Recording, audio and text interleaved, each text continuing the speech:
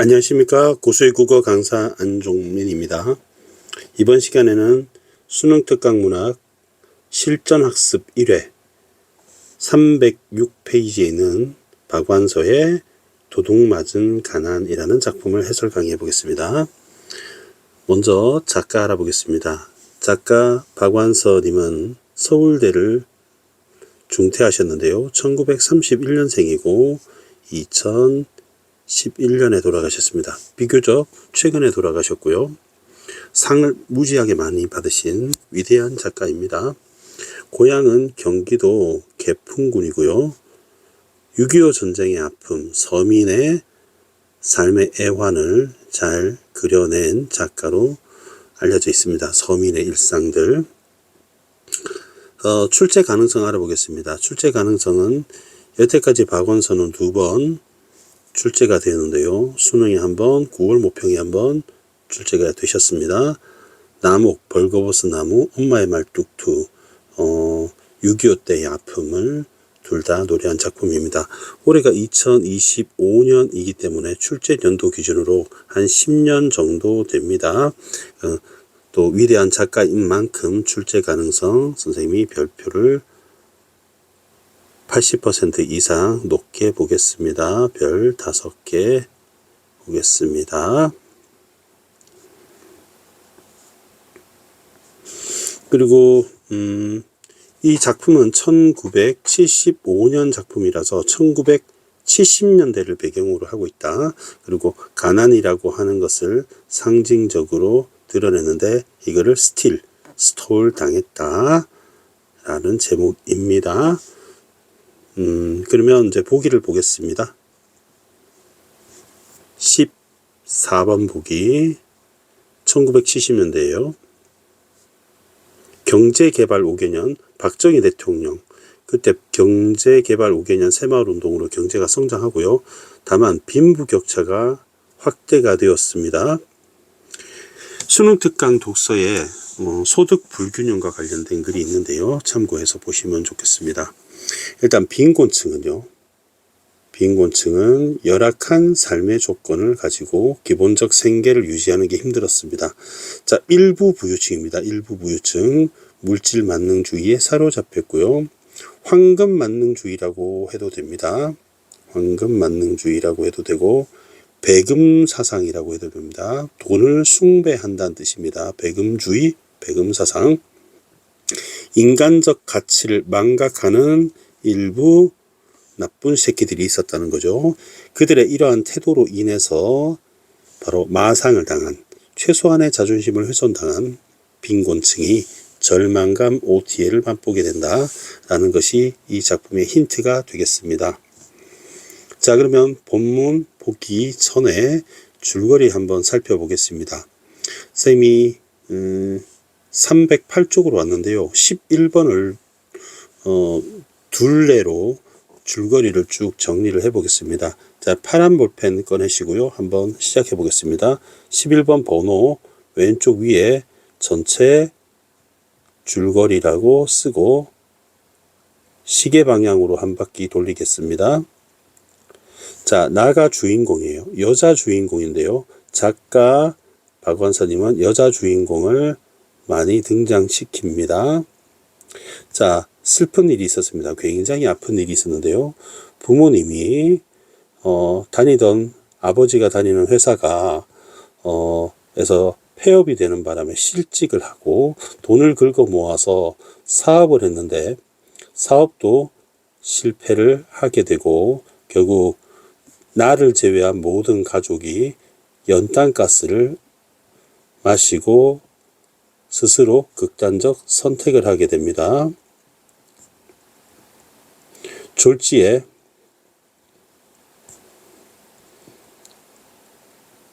졸지에 나는 가난해진 것이죠.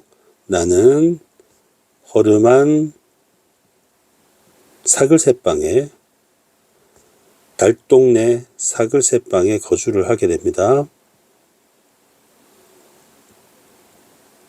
그리고 인형을 만드는 재봉일을 하면서 억척스럽게 살아갑니다.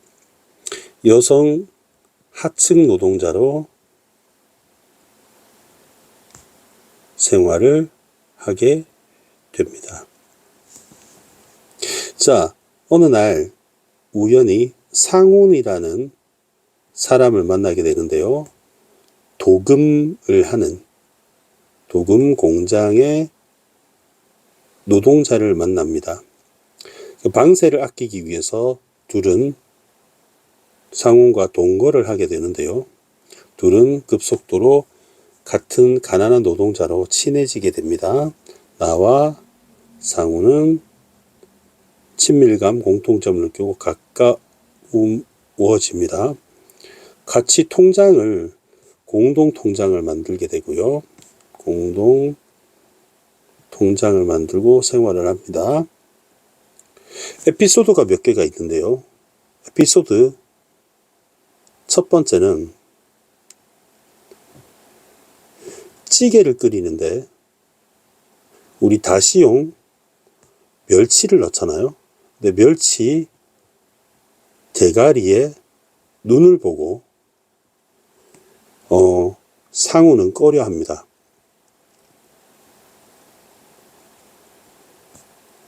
별스럽죠? 그리고 두 번째는 이제 교재에 나와 있는데 에피소드 두 번째는 자, 공장에 폐병 걸린 아픈 노동자가 있습니다. 그래서 공장에 가서 조금씩 돈을 거둔 다음에 그 돈으로 도와주기로 합니다. 근데 통장이 텅 비어 있습니다. 상훈이 그 안에 들어있던 통장에 있는 통장의 공동통장, 나와 상훈의 공동통장에 있는 돈 전부를 그 폐병쟁이한테 모두 주게 됩니다.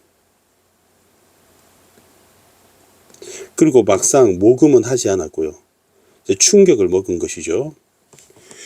나는 충격을 먹습니다.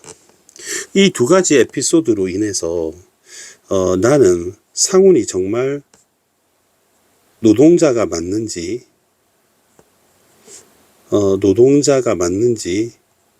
의심을 하게 되고요. 둘 사이는 조금씩 멀어집니다. 어느 날 상훈이 갑자기 사라집니다. 어디로 갔는지 알 수가 없습니다. 그로 인해 나는 상실감에 빠지게 되는데요. 그리고 짠 하고 나타납니다. 이 상훈의 옷차림을 보니 아주 말쑥합니다.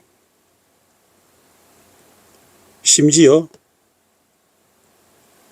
대학생 복장을 하고 있어요. 책도 들고요. 그래서 가짜 대학생을 하고 있다고 오해한 나는 왜 그러지 말라고 놀리지 말라고 하니까 상훈이 정체를 밝힙니다. 나에게 정체를 밝히고 커밍아웃을 하게 됩니다. 이 커밍아웃이 밝히는 거잖아요. 뭐 여자였다가 아니라 자신의 진짜 정체는 가난한 노동자가 아닌 부잣집 아들이었고 자기 아버지의 권유로 가난한 노동자 체험을 했다는 것, 농촌 봉사활동처럼. 그리고 나를 조롱하고 동정하며 돈을 줍니다. 자, 화가 나죠? 나는 상훈이에게 전속력으로 150km 구속으로 돈을 던집니다. 그리고 소리를 지릅니다. 그리고 집에서 쫓아냅니다.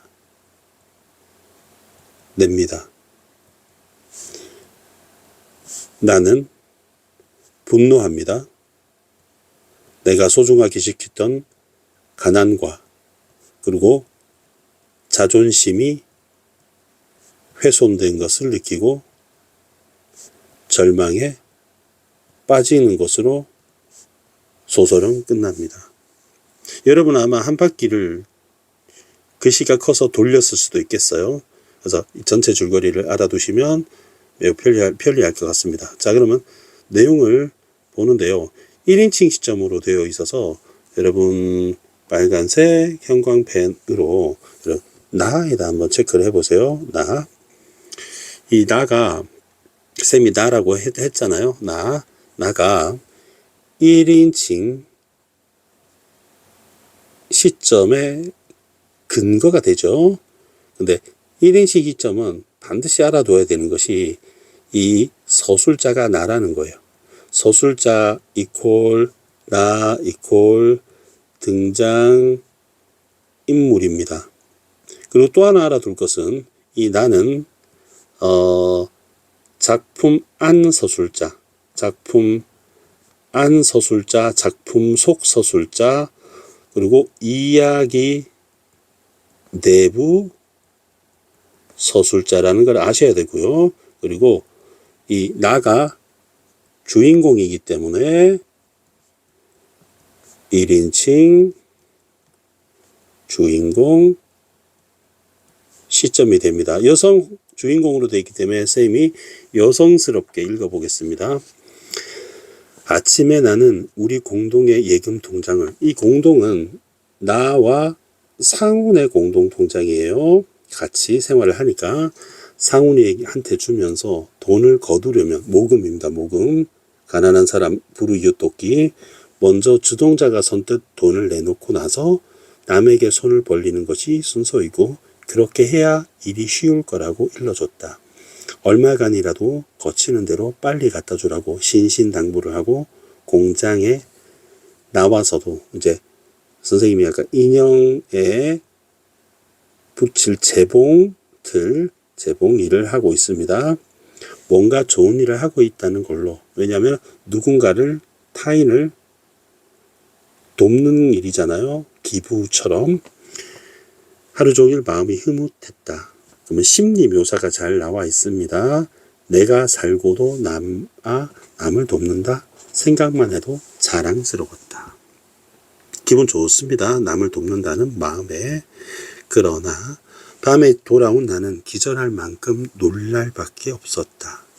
예금 통장에 잔고가 한 푼도 남아있지를 않았다.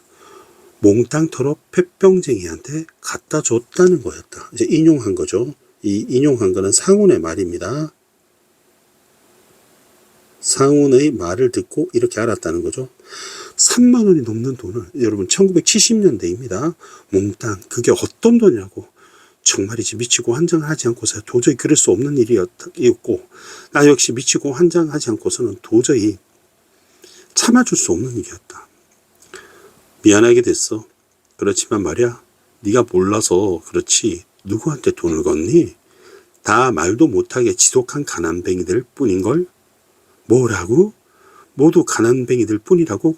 그럼 우린 뭐니? 우린 부자니? 응? 우리는 부자야? 나는 내 분을 내가 이기지 못해 그의 멱살을 잡고 질질 끌어다가 골통을, 이제 비속어를 사용했습니다. 머리를 벽에다 콩콩 부딪혀 주었다. 그래도 그는 태평스럽게 희죽희죽 웃었다.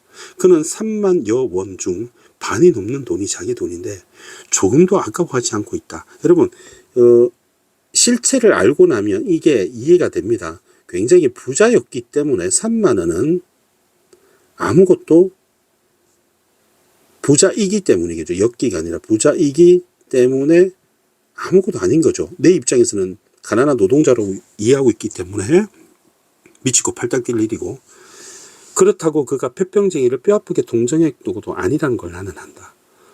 둘 다 그에겐 조금도 절실하지 않았다. 바로 그게 그것이 문제였다.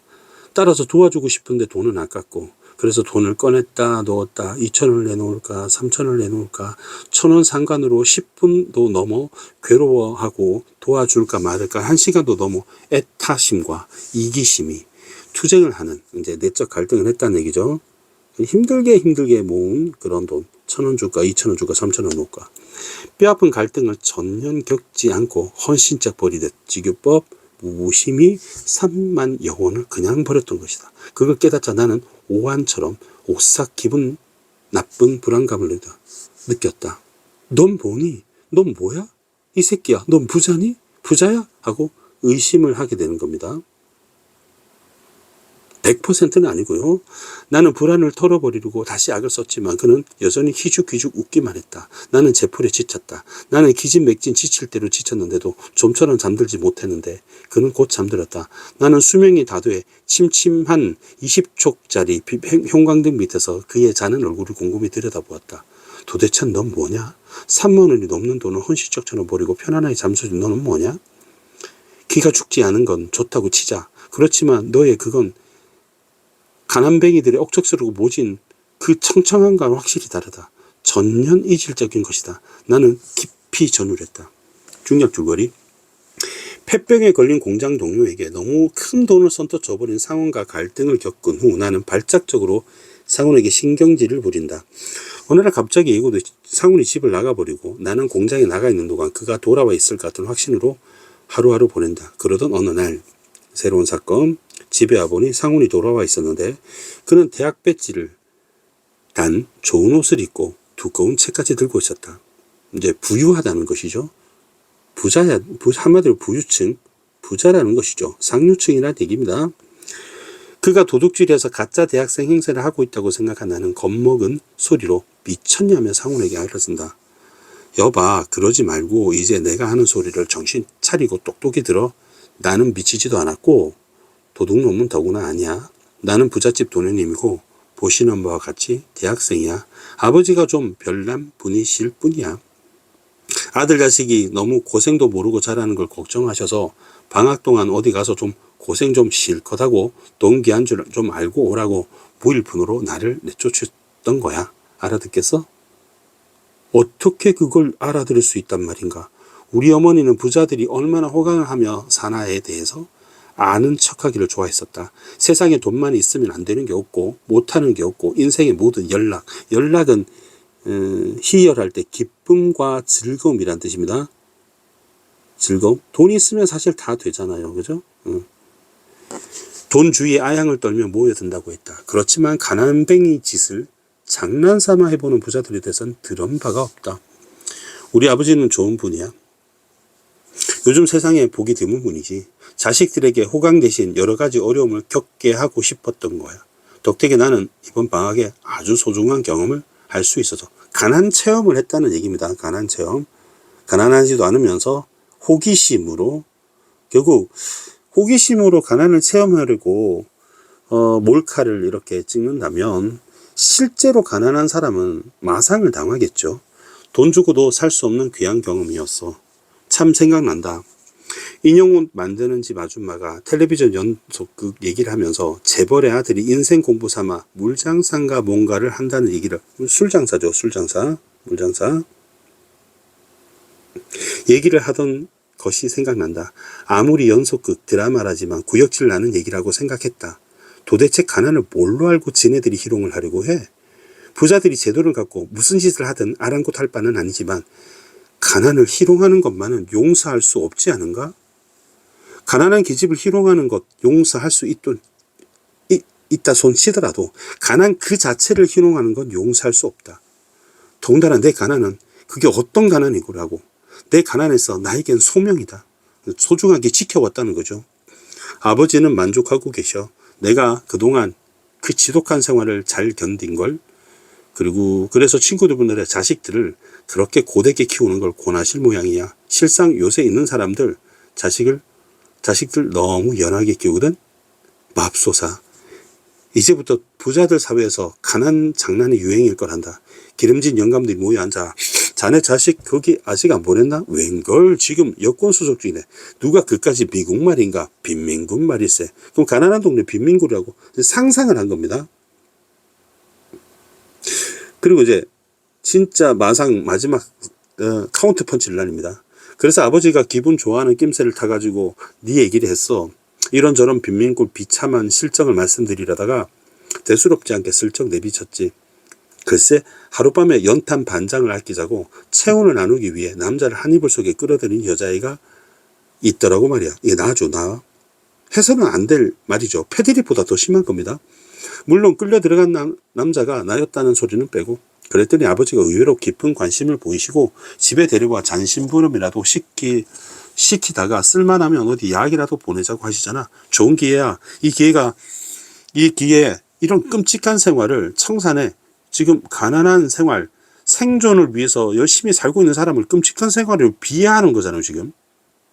그러니까 가난한 사람을, 자존심을 완전히 무참하게 박살을 내는 거죠. 이건 끔찍할 뿐더러 부끄러운 생활이야. 가난한 삶이 왜 부끄럽습니까? 열심히 살고 있는데. 연탄을 아끼기 위해 남자를 끓이는 생활, 너도 부끄러운 줄 알아야 돼. 부끄럽고 말고 부끄럽다. 당장 이 몸이 수증기처럼 사라지게 하고 싶어. 부끄럽다. 자, 돈 여기 있어. 다시 데리러 올 테니까 옷가지라도 준비해. 당장 데리고 가고 싶지만 그런 꼴로 갈 수는 없잖아. 졸라 재수 없죠. 나는 돈을 받아 그의 얼굴에 내동댕이 치고 그를 내쫓았다. 자존심 때문에 그런 겁니다.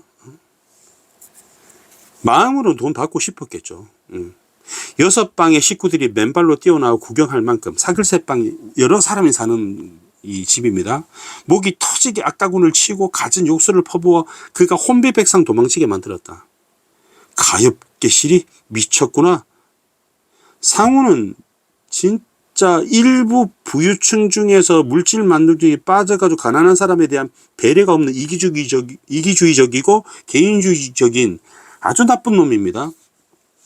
그는 구두짝을 주섬주섬 집어들고 도망치면서 중얼거렸지만 아마 곧 나에 대해서 잊어버리게 될 것이다. 폐병장이를 잊어버리듯이 쉽게 잊어버릴 것이다. 나는 그를 쫓아보내고 내가 얼마나 떳떳하고 용감하게 내 가난을 지켜냈는가 스스로 뽐내며 내 방으로 돌아왔다. 그런데 내 방은 좀 전까지의 내 방이 아니었다. 빗발로 얼룩 찐 채 한쪽이 축 처진 반자지. 군데군데 속살이 드러낸 더러운 벽지. 이거 배경묘사죠.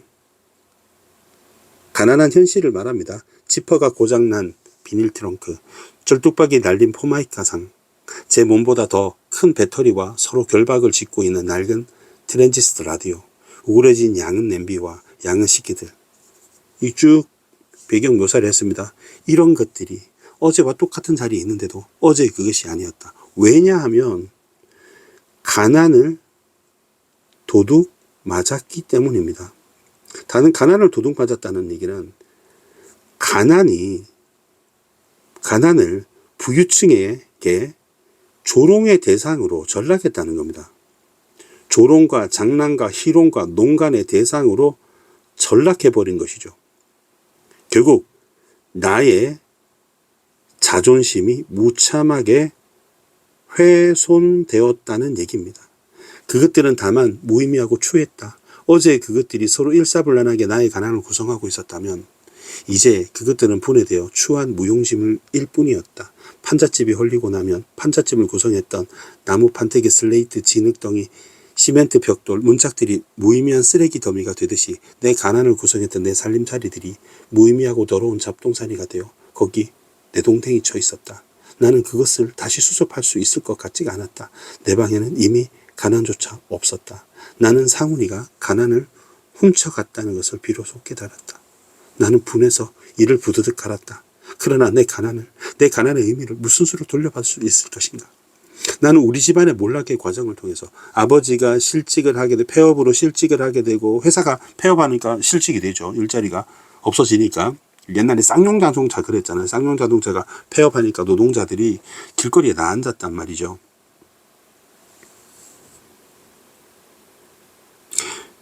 이번에 드라마 나온 것 중에 아이유 나오는 드라마 이름 뭐죠? 그 폭삭소가수다에 보면 중간에 회사가 망해서 IMF 때문에 짐 들고 나오는 뭐 부장 같은 사람 아이유 있었잖아요. 그런 거죠. 그리고 아버지는 돈을 긁어 모아서 사업을 했는데 그것 역시 몰락했고 결국 어머니와 가족들이 극단적 선택을 하게 된 거죠. 부자들이 얼마나 탐욕스러운 걸 알고 있었더랬다. 99개 가진 놈이 한 양을 탐내는 정말 탐욕이죠. 욕심은 끝도 없는 거죠. 그죠? 이 부자들의 탐욕. 그러나 부자들이 가난을 탐내리라고는 꿈에도 못 생각해 본 일이었다. 그들이 빛나는 학력, 경력만 가지고 성에 앉아 가난까지 훔쳐다가 그들의 다채로운 삶을 한층 다채롭게 할 에피소드로 삼고 싶어 한다는 걸 미처 몰랐다. 그 가난이 나를 포함한 빈곤층에게는 되게 절실한 문제잖아요. 그걸 벗어나려고 아득바득 생존권을 열심히 산단 말이죠. 하루하루 살아내는 거죠. 그런데 그거를 에피소드화 시켜서 장난감처럼 여긴다는 거죠. 방학 동안 농촌 봉사활동처럼 재미로. 나는 우리가 부자한테 모든 걸 빼앗겼을 때도 느껴보지 못한 깜깜한 절망감을 가난을 도둑맞고 나서야 비로소 느꼈다. 나는 쓰레기 더미에 쓰레기를 더하듯이 내 방에 속에 무의미한 황폐의 한가운데 몸을 던지고 뼈가 저린 추위에 온몸을 내맡겼다. 이야기는 명확합니다. 스토리도 잘 잡으셨을 것 같고 그렇게 어렵지 않습니다. 마지막으로 이 작품을 전체를 정리를 해드리겠습니다. 자, 308쪽에요. 맨 위에 실전학습 1에 있는 글씨에 전체 출제 요소를 핵심 정리를 해드리겠습니다. 핵심 정리. 빠밤. 자, 인물은 자, 그리고 상훈. 끝. 그 다음에 시점. 쌤이 쭉 설명했죠. 나가 나오기 때문에 1인칭. 내가 주인공이기 때문에 1인칭 주인공 시점. 꼭 알아두세요, 여러분. 쌤 아까 했던 말. 서술자는 나다. 그리고 작품 안 서술자다. 1번 문제, 그 문제죠. 그죠? 작품 안 서술자가 자신의 얘기를 합니다. 인시전 문상사주. 인시전, 전개방식은 뭐 대체로 여기는 순행입니다. 작품 전체를 보면 역순행이에요. 과거에 아버지 어머니 자살하는 얘기 나오거든요. 문체는 주로 심리묘사 나와 있고요. 심리묘사가 잘 나와 있습니다. 내 내면에 있는 마음들을 쭉 얘기하죠. 그리고 아까 기억나요? 그 배경묘사, 방 안에 있는 살림살이들을 얘기하는 거. 그 다음에 인시전, 문상, 상징물. 상징물은 선생님의 상징을 가난이라고 볼게요. 가난한 쌤은 세 가지 단계로 보는데요. 1단계는 되게 가족과 사별했죠. 가족과 사별을 한 1단계는 결국 가난해진 겁니다. 가난해짐. 요 1단계고요. 그 다음에 2단계는 열심히 살죠. 노동자로 열심히 삽니다. 열심히 산 것은 가난을 지켜내는 그런 자존심으로 지켜내는 거죠. 뭐 부르이웃돕기도 하려는 그런 마음도 가지고. 근데 맨 마지막에 상훈의 어떤 농간이라고 할까요? 농간, 희롱, 결국 가난을 도둑맞음. 이렇게 3단계로 정리를 하겠습니다. 이렇게 정리하면 되겠네요. 자, 그 다음에 사건은 쌤이 전체 줄거리 했기 때문에 생략하고, 그 다음에 주제는 쌤 2가지로 잡겠습니다. 하나는 답지에 나와 있는 대로 물질 만능주의 비판 이렇게 돼 있는데 선생님은 좀 다르게 잡겠습니다. 선생님은 1970년대로 시작할게요. 70년대 어떤 상류층의 이기적이고 그리고 비인간성, 개인주의적이고 탐욕적이고 그런 이기적 비인간성을 비판했다. 자, 이렇게 정리하겠습니다. 질문 있으면 댓글 남겨주시고요. 신청 강의 있으면 얼마든지 남겨주십시오. 그리고 뭐 응원 댓글 언제나 환영합니다. 저한테는 큰 힘이 되거든요. 그리고 특히 구독 그냥 공짜로 듣지 마시고요. 수능 완성까지 찍을 겁니다. 그리고 기출도 웬만하면 다 찍을 것이고요. 쌤이 지금은 현재 하루에 한 3개 정도 찍습니다. 수업도 따로 있는데 그래서 시간을 쪼개서 하고 있습니다. 무료 강의잖아요. 회원 같은 거 없이 무료 강의인 만큼 구독은 꼭 해주시고 유지해 주시면 저한테는 큰 도움이 됩니다. 쌤이 이제 강의를 하는데 계속 강의를 하면서 제가 이제 지탱할 수 있는 힘이 되잖아요. 적지만 구독 꼭 부탁드리겠습니다. 자, 고수의 국어는 항상 최선을 다해 강의하겠습니다. 여러분 수고하셨습니다. 감사합니다.